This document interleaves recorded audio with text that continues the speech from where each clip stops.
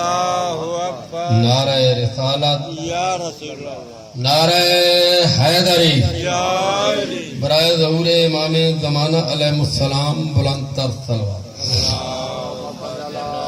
اعوذ باللہ السمیع العلیم من الشیطان اللعین الرجیم، ماشاءاللہ ماشاءاللہ، بسم اللہ الرحمن الرحیم۔ اما بعد، قال اللہ تبارک و تعالی فی کتابہ المجید والفرقانہ الحمید وقولہ الحق، بسم اللہ الرحمن الرحیم، ذکر فإن الذکر تنفع المؤمنین۔ درود بر محمد و آلہ۔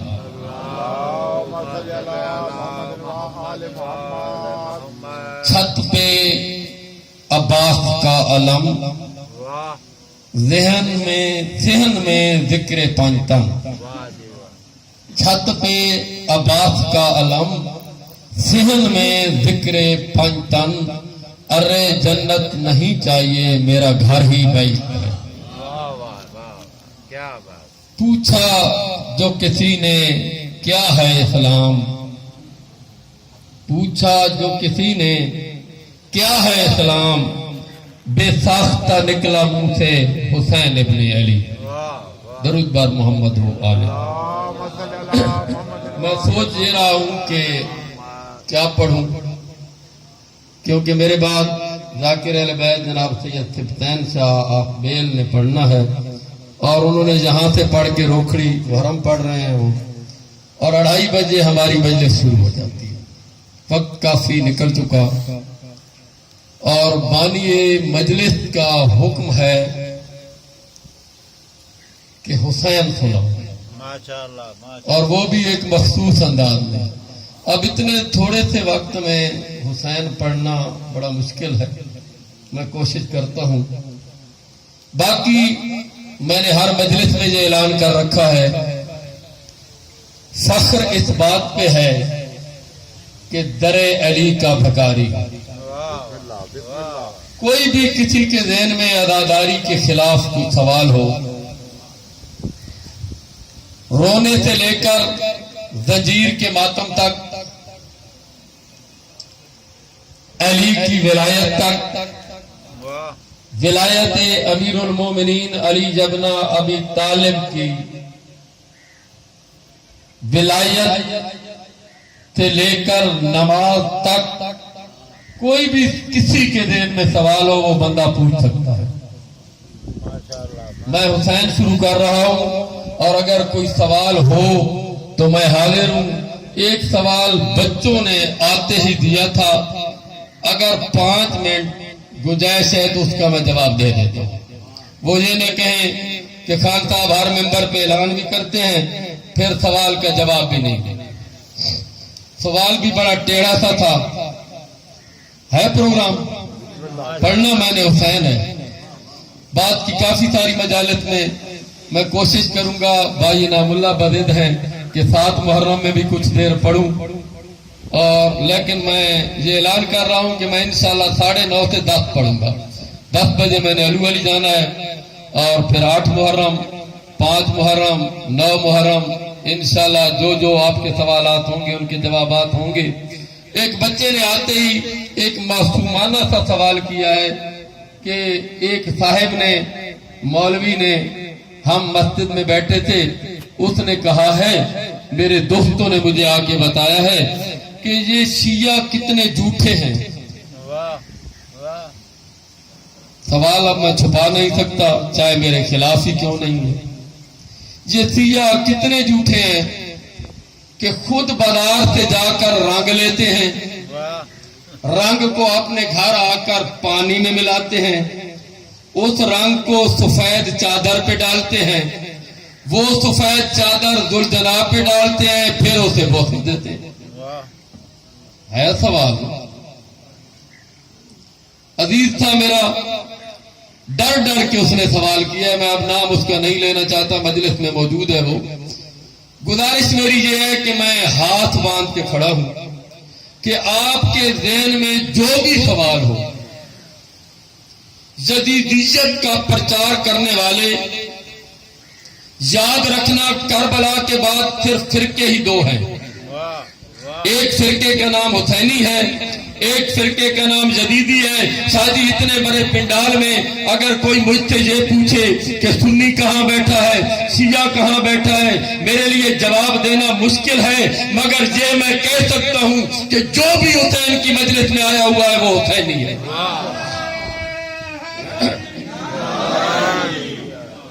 گزارش میری یہ ہے، وقت نہیں ورنہ آج میرا موڈ تھا کچھ پڑھنے کو.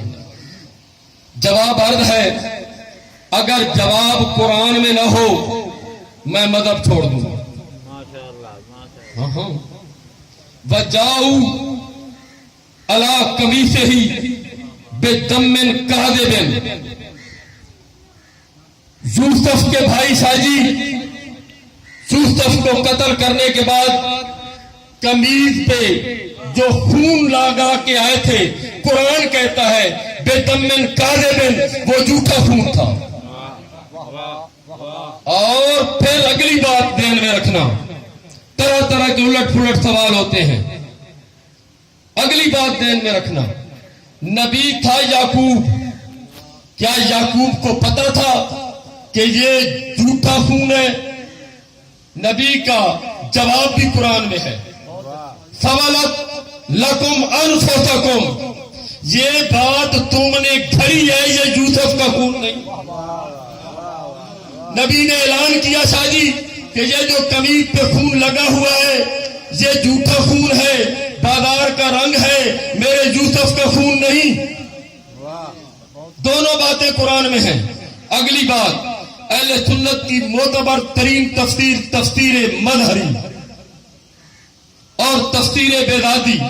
تفسیر بیدادی علامہ بیدادی جلد 1 صفحہ 464، 460 سے لے کر 464 تک کافی تفصیل ہے اس کتاب میں. اور تفسیر مظہری جلد 1 میں علامہ مظہری نے بڑی تفصیل سے لکھا ہے کہ یہی قمیض جس پہ یوسف کے بھائی جھوٹا خون لگا کے آئے تھے، اسی کو جناب یعقوب نے اپنے منہ پہ ڈالا. یعقوب اتنا رویا کہ یعقوب کے چہرے اور داڑھی کا رنگ سرخ ہو گیا.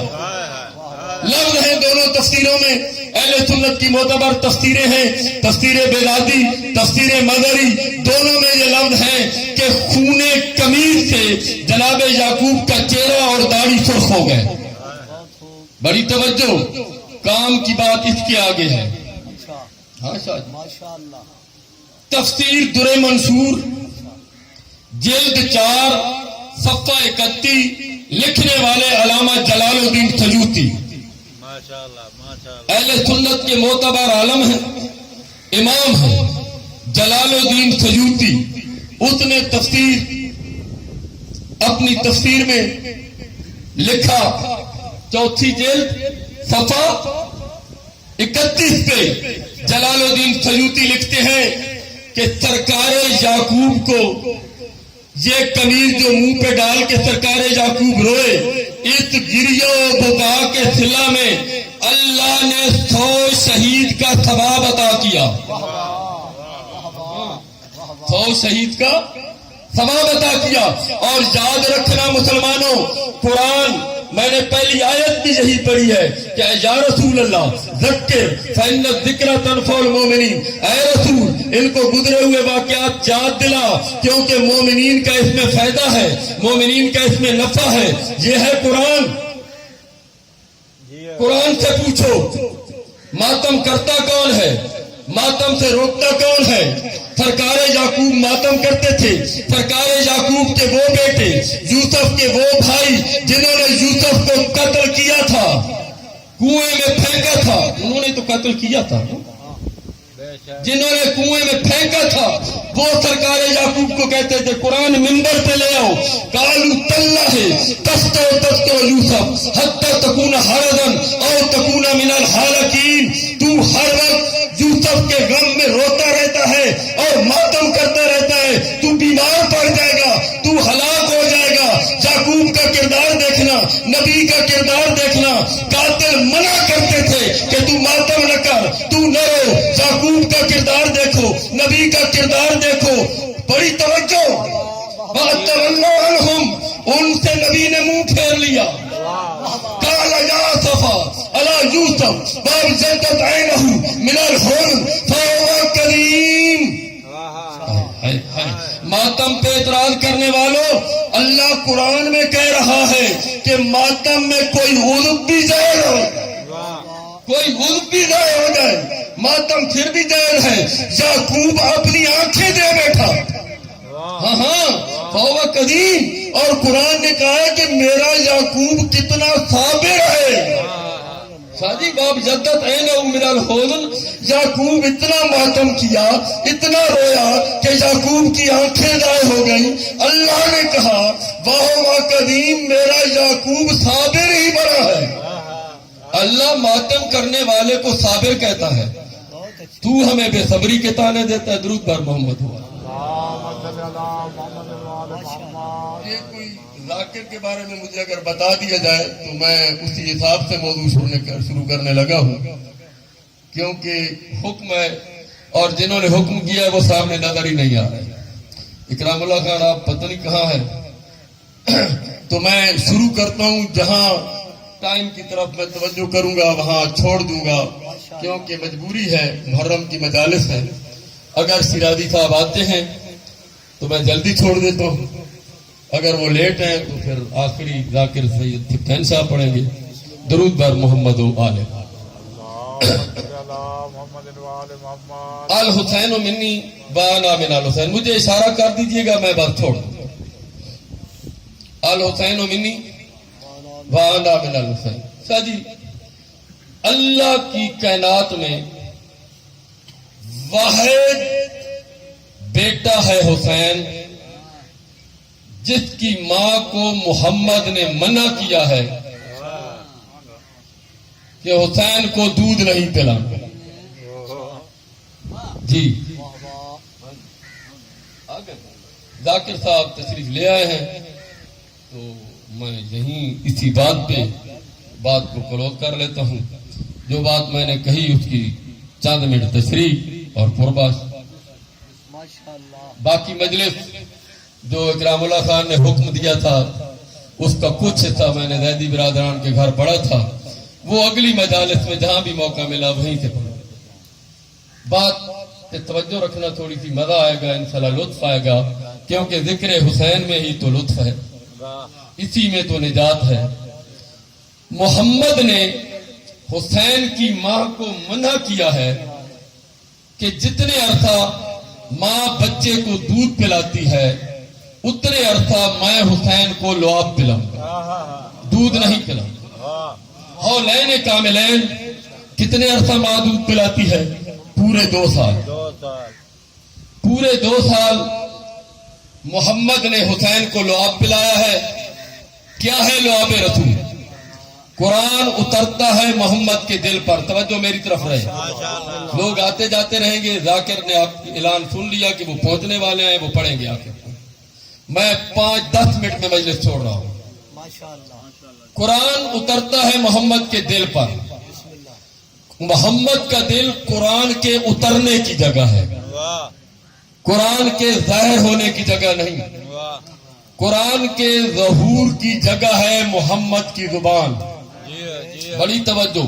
محمد کے دل سے قرآن ہوتا ہوا منہ تک آتا ہے.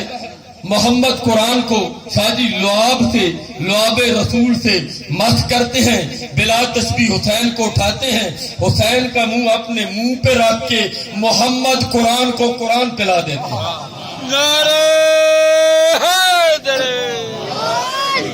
کتنے عرصہ؟ پورے 2 سال. ایک اور بھی شہزادہ ہے اس گھر کا جس نے محمد کا لعاب پیا ہے، اس کو لوگ علی کہتے ہیں. صرف 3 دن، ہاں بس اسی بات پہ بات ختم. صرف 3 دن لعاب پیا ہے علی نے. اس کے اثرات کیا ہیں؟ سلونی سلونی قبل ان تفقدونی. جو چو پوچھو، جو چو مانگو، سار اٹھاؤ برا ہو ان لوگوں کا جنہوں نے ترجمہ کر دیا ہے جو چو پوچھو نہ ہجل بلاغا کے خالق سے یہ توقع بھی نہیں کی جا سکتی کہ کوئی ایک لفظ بلا وجہ علی 2 بار بول دے. علی 2 بار ایک لفظ بلا وجہ بول ہی نہیں سکتا. سلونی سوال کرنے والے کو بھی سائل کہتے ہیں, مانگنے والے کو بھی سائل کہتے ہیں. علی کے سامنے کمیاں ہی کمیاں تھی. علم کی کمی تھی, مال کی کمی تھی. کمیوں میں کھڑے ہو کر علی نے اعلان کیا سلونی اما شیتم ھذا لعاب رسول اللہ دکن دکا. اور جو چو مانگو جو چو پوچھو یہ لعاب رسول کا اثر ہے جو میں بول رہا ہوں. رسول نے مجھے علم ایسے دیا ہے جیسے چڑیا اپنے بچے کو دانا دیتی ہے. نعرہ حیدر. بس بات مختصر کروں. جس علی نے 3 دن لعاب پیا اس نے تو اعلان کر دیا سلونی. جس حسین نے پورے 2 سال لعاب پیا وہ کیا ہوگا؟ محمد نے شاہی اعلان کیا الحسین منی وانا من الحسین. کون کہہ رہا ہے؟ جو اللہ کی وحی کے بغیر گفتگو ہی نہیں کرتا, نطق بھی نہیں کرتا, اللہ کی وحی کے بغیر بولتا ہی نہیں, وہ محمد کہہ رہا ہے اگر حسین کو دیکھنا ہے محمد کو دیکھو, اگر محمد کو دیکھنا ہے تو حسین کو دیکھو. میں محمد حسین ہوں, حسین محمد ہے. بڑی توجہ. آخری بات, مسلمانوں سے ایک انصاف چاہتا ہے ظہور خان. پوری تاریخ اسلام میری نظروں کے سامنے ہے, ایک نہیں 20 اہل سنت کی معتبر کتابوں کے حوالہ جات میرے ذہن کے کمپیوٹر میں محفوظ ہیں. ہر کسی نے لکھا کہ جناب زہرا سے سیاستہ کی 6 کتابوں نے صرف 19 حدیثیں لی ہیں. بڑی توجہ. اور ام المومنین حضرت عائشہ صدیقہ روایت کرتی ہیں کہ کائنات میں رسول کے علاوہ فاطمہ سے زیادہ سچا کوئی انسان پیدا ہی نہیں ہوا. اس سے 19 حدیثیں. جناب ام المومنین حضرت عائشہ صدیقہ سے 2210 حدیثیں. بڑی توجہ. سرکار علی, سرکار حسن اور سرکار حسین سارے ملا کر ٹوٹل جو حدیثیں بنتی ہیں وہ 59 بنتی ہیں, 59 حدیثیں بنتی ہیں. اور حضرت ابو ہریرہ سے انہوں نے 5374 حدیثیں لی ہیں. میری آخری بات ہے, 2 منٹ میں بات ختم کر رہا ہوں. توجہ میری طرف رہے. آج مصائب بھی نہیں پڑھوں گا, پروگرام تھا میرا مصائب پڑھنے کا, چلو روکڑی جا کے مجلس پڑھنی ہے وہاں پڑھ لوں گا. میری طرف توجہ رہے. میں بچوں کو کچھ سبق سکھانا چاہتا ہوں. سکول و کالجز میں سوال ہوتے ہیں, وہاں آپ کے ذہن حاضر ہوں, جواب دیا کریں کہ حضرت ابو ہریرہ رضی اللہ تعالیٰ عنہ نے 5374 حدیثیں, جناب زہرا سے 19 حدیثیں, جناب علی, جناب حسن, جناب حسین سے 59 حدیثیں, 60 کے قریب حدیثیں ہیں ٹوٹل. ام المومنین حضرت عائشہ صدیقہ سے 2210 حدیثیں. جب میں نے مولوی سے سوال کیا کہ اتنی بڑی حدیثیں حضرت ابو ہریرہ سے جو لی گئی ہیں جن کا کمپیوٹر میں بھی ریکارڈ محفوظ نہیں ہو سکتا, یہ ہزاروں کی تعداد میں حدیثیں اس سے لی گئی جو فتح مکہ کے بعد مسلمان ہوا, رسول کے ساتھ صرف 2.5 سال رہا, جو 20 سال رسول کے ساتھ رہے, ان سے کیوں نہیں لی گئی؟ مجھے جواب ملا ایک کتاب کا ظہور خان ضامن ہے. البدایہ والنہایہ سے لے کر مروجہ الذہب تک تمام کتابیں ظہور خان کی لائبریری میں موجود ہیں, جنہوں میں اہل سنت نے لکھا کہ حضرت ابو ہریرہ پہ اللہ کی طرف سے کرم ہی ایسا ہوا. کیوں نے اتنی حدیثیں یاد ہو گئی؟ کیا کرم ہوا؟ نے کہا کہ یہ اصحاب صفہ میں سے تھے جو ہر وقت مسجد کے سامنے ایک چبوترے پہ بیٹھے رہتے تھے, دیکھتے تھے کہ کوئی خیرات صدقہ آئے اور ہم کھا لیں. ہاں یہی الفاظ ہیں. میں ضامن ہوں ایک کتاب کا. یہ کہتے ہیں کہ ایک دن رسول کو کسی نے آ کے دودھ دیا، رسول نے آدھا پیالہ پیا، یا اندر سے آواز آئی، رسول اندر حجرے میں چلے گئے، حجرے سے گھر چلے گئے، یہ اٹھا چبوترے سے، بھوکا تھا، آہستہ آہستہ چلتے چلتے جو آدھا دودھ بچا ہوا تھا وہ پیالہ حضرت ابو ہریرہ نے پی لیا، اس پہ اللہ کا کرم ہو گیا، مجھے روایت سے کوئی اعتراض نہیں، میں مانتا ہوں کہ روایت ٹھیک ہے۔ رسول واپس آئے، توجہ میری طرف، رب کعبہ کی قسم، رسول واپس آئے، پیالہ دیکھا خالی، دیکھا ابو ہریرہ ساتھ کھڑے، دودھ کس نے پیا؟ اس نے۔ سرکار نے کہا اے ابو ہریرہ، اے ابو ہریرہ، افسوس کہ تفصیل میں نہیں جا سکتا۔ یہ کہتے ہیں اتنا کرم ہوا، بس آخری 2 منٹ میں ہاتھ باندھے کھڑا ہوں، اور یہ ہاتھ میرے اہل سنت بھائیوں کے سامنے ہے۔ آج میری گزارش، میری عرض، میری ریکویسٹ، لے کے جائیں، کتابیں نہ ملیں تو میدان میں، کتابوں میں نیٹ پہ ایک بٹن دباؤ، ہزاروں کتابیں ضائع ہو جاتی ہیں، جا کے کتابوں کو پڑھو کہ ہر کسی نے یہی بات لی کہ محمد کے جھوٹے دودھ کی یہ تاثیر تھی کہ ہزاروں کی تعداد میں حدیثیں حضرت ابو ہریرہ سے لی گئی۔ میں کہتا ہوں مسلمان ٹھیک ہے، محمد کے جھوٹے دودھ میں یہ تاثیر ہے کہ حضرت ابو ہریرہ پہ یہ